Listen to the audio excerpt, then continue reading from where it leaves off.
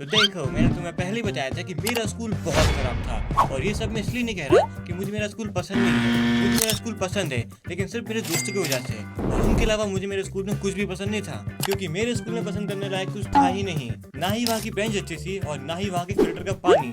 और तो और हमारे स्कूल में फैन तो था, लेकिन सिर्फ नाम का, क्योंकि हमारे प्रिंसिपल ने उसे कभी चालू करने ही नहीं दिया। हाँ, जब भी हम अपनी क्लास का फैन करने जाते, पता नहीं कहाँ से हमारे प्रिंसिपल वहाँ पे जाते और हमसे कहते, बेटा बाहर इतनी गर्मी नहीं पड़ी है कि तुम्हें फैन ऑन करना पड़े। तुम्हें पता है, जब हम छोटे थे ना, हमारे घर पे ना फैन था, ना कूलर था, ना एसी था, और इनके बावजूद हमने मेहनत करी, हमने पढ़ाई करी, और आज जाके हम इस काबिल बने हैं जिसके कारण आज हम अपने बाप के स्कूल के प्रिंसिपल हैं। हाँ, और ये सब बात वो इंसान बोल रहा है जो खुद अपने ऑफिस में एसी ऑन करके बैठा रहता है, और हम बच्चों को फैन भी ऑन करने नहीं देना। और सिर्फ यही बात नहीं थी जिसके कारण मुझे मेरा स्कूल पसंद नहीं था। तो देखो, हमारा स्कूल हमें हर साल एक स्कूल ट्रिप पे लेके जाता ही था, लेकिन पिछले 5 साल से वो हमें सेम जगह लेके जा रहा था, और वो जगह थी जू। और इसी की वजह से मुझे मेरे स्कूल ट्रिप में बिल्कुल मजा नहीं आता था, और इसीलिए मैं स्कूल ट्रिप जाता ही नहीं था। लेकिन एक बार अपने दोस्त के कहने पर मैं स्कूल ट्रिप गया था, क्योंकि उस टाइम मेरे दोस्त की क्रश भी पिकनिक जा रही थी, और अगर मेरे दोस्त की क्रश पिकनिक जाएंगी तो मेरा दोस्त भी उसके पीछे जाएगा, और साथ में हमें भी लेके जाएगा। लेकिन हमें ये नहीं पता था कि हमारे साथ वहाँ पे कुछ ऐसा होगा जो हमने सोचा भी नहीं था। आओ स्टार्टिंग से बताता हूँ ये पूरी कहानी। तो स्कूल ट्रिप के पिछले एपिसोड में आपने देखा कि जब हम हमारे स्कूल पहुंचे तो हम वहाँ पे क्या देखते हैं कि इस साल हमारे प्रिंसिपल के कुछ रिलेटिव भी हमारे साथ जाने वाले हैं, और उन रिलेटिव में एक लड़की थी जो भाई इतनी खूबसूरत थी कि मैं क्या ही बताऊं भाई। उसे देख के हमारे स्कूल के सभी लड़के भाई पागल हो जाते हैं। और वहाँ से पिकनिक जाने के बाद सब कुछ मस्त चल रहा था, हम आराम से सारे जानवरों को सोते हुए देख रहे थे। लेकिन कुछ देर बाद हमारे स्कूल वाला हमें एक पार्क में लेके जाते हैं जहाँ पे हम लंच कर सके, और वहाँ पे छिड़ जाती है गोकू और मानव की लड़ाई। और लड़ाई के दौरान गोकू मानव को धक्का मार देता है, और मानव गिरता सीधे जाके उस लड़की के ऊपर जो प्रिंसिपल सर की रिलेटिव थी। और इसके बाद जो होता है वो बहुत खतरनाक था। तो देखो, अब यहाँ से होते हुए पूरा स्कूल देख लेता है, और साथ ही हमारे प्रिंसिपल भी। एंड इस टाइम हमारे प्रिंसिपल फुल गुस्से में मानव को देखे जा रहे थे, और मानव भी डरते हुए प्रिंसिपल को देखे जा रहा था। और ये आंखों ही आंखों का खेल पूरे 5 मिनट तक चला, और उसके बाद हमारे प्रिंसिपल मानव के पास आते हैं और उससे एक जोर का तमाचा लगाते हैं, और तमाचे की आवाज सुनते ही पूरा स्कूल जो मस्ती में झूम रहा था वो शांत हो जाता है। और इसके बाद हम हमारे प्रिंसिपल से कहते हैं कि सर इसमें मानव की गलती नहीं है, मानव और गोकू दोनों साथ में लड़ रहे थे। और फिर हमारे प्रिंसिपल कहते हैं, अच्छा तो कहाँ है गोकू? और फिर हम सर से कहते हैं, सर गोकू यहाँ है। हाँ, उस टाइम हम क्या देखते हैं कि गोकू वहाँ पे नहीं था, पता नहीं वो उस टाइम कहाँ गायब हो गया था।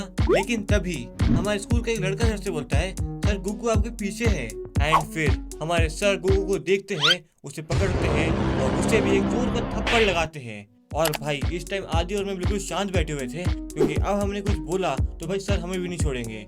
और इसके बाद सर हम चारों से कहते हैं, आज तो तुमने हद पार कर दी, तुम्हें पनिशमेंट मिलेंगी। कल तुम चारों अपने पेरेंट्स के साथ मुझे प्रिंसिपल ऑफिस में मिलना।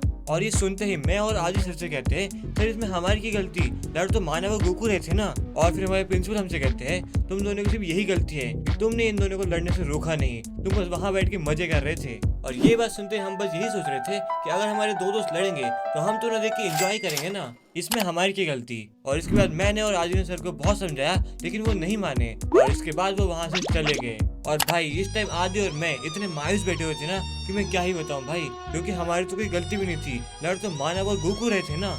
लेकिन फिर भी हमें पनिशमेंट दे दी गई, और हमसे कह दिया गया कि कल अपने पेरेंट्स को लेके स्कूल आ जाना। तो देखो, इसी के साथ हमारी पिकनिक खत्म हो जाती है, और घर पहुंचते ही मैं बस यही सोच रहा था कि मैं अपने पेरेंट्स को कैसे बताऊं कि कल उनको हमारे प्रिंसिपल ने ऑफिस में बुलाया है। और भाई ये कोई छोटी मोटी बात नहीं थी, ये एक बहुत बड़ी बात थी, क्योंकि अपने पेरेंट्स को प्रिंसिपल के ऑफिस में लेके जाना, वो भी तब जबकि तुम्हें पता है कि वहाँ जाके तुम्हारे साथ बहुत बुरा होने वाला है। बताओ अब तुम क्या करोगे? और मैं बस इसी सोच में डूबा हुआ था कि भाई मैं अपने पेरेंट्स को कैसे बताऊं कि मेरे साथ वहाँ पे क्या हुआ है। लेकिन फिर भी थोड़ी हिम्मत करने के बाद और माउंटेन ड्यू का एक घुट मारने के बाद मैं अपने पापा से कहता हूँ, पापा कल आपको प्रिंसिपल ने स्कूल में बुलाया है। और ये सुनते ही मेरे पापा मुझसे कहते हैं, स्कूल में बुलाया है, लेकिन क्यों बुलाया है? और फिर मैं बोलता हूँ, पापा वो तो पता नहीं, लेकिन बस बुलाया है।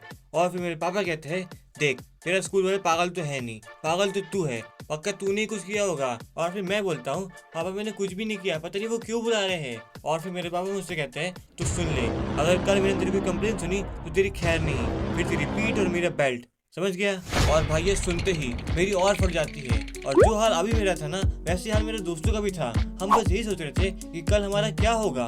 लेकिन कहते हैं ना, समय किसी के लिए नहीं रुकता, इसलिए वो दिन भी आ जाता है जिस दिन हमें अपने पेरेंट्स को लेके प्रिंसिपल ऑफिस जाना था। और भाई इस दिन मैं इतना टेंशन में बैठा हुआ था ना कि अब मेरा क्या होगा। और मैं बस भगवान से यही प्रार्थना कर रहा था कि भगवान आज कुछ कर दो, फिर मैं कुछ नहीं मांगूंगा, आज मुझे बचा लो बस। और somehow पता नहीं कैसे भगवान ने मेरी सुन ली। और अचानक से उस दिन इतनी तेज बारिश होने लगी कि हमारे स्कूल से मैसेज आ गया कि तुम्हारा स्कूल आज बंद है। और इस सुनते ही मेरी और मेरे दोस्तों की खुशी का कोई ठिकाना नहीं था। हम लोग इतने खुश थे कि मैं क्या ही बताऊं भाई। लेकिन तभी मुझे मेरे प्रिंसिपल का फोन हो जाता है। और अब मैं बस यही सोच रहा था कि भगवान इतनी सी खुशी आई तो आपने वो भी छीन ली। एंड इस टाइम मेरे पास दो ऑप्शन थे कि मैं फोन उठाऊं या फिर ना उठाऊं या फिर ना उठाऊं। और तभी मेरे पापा मुझसे पूछते हैं कि बेटा किसका फोन है। और अब मैं उन्हें कैसे बताऊं कि ये प्रिंसिपल का फोन है। और इसलिए मैंने मेरे पापा से झूठ बोल दिया और कहा पापा वो मेरे एक दोस्त का फोन है। और ये कहते ही मैंने अपने प्रिंसिपल का फोन यूं ही बजने दिया। और इसी के साथ मैं बच जाता हूँ, लेकिन मैंने झूठ बोला। लेकिन इसमें मैं क्या करूँ भाई, मेरी तो कोई गलती भी नहीं थी। एनीवेज ये वीडियो खत्म हो चुकी है। आई होप आपको वीडियो पसंद आई हो। वैसे वीडियो को लाइक करना, चैनल को सब्सक्राइब करना। और मैं मिलता हूँ आपसे नेक्स्ट वीडियो नेक्स्ट टाइम पे। तब तक के लिए गुड बाय।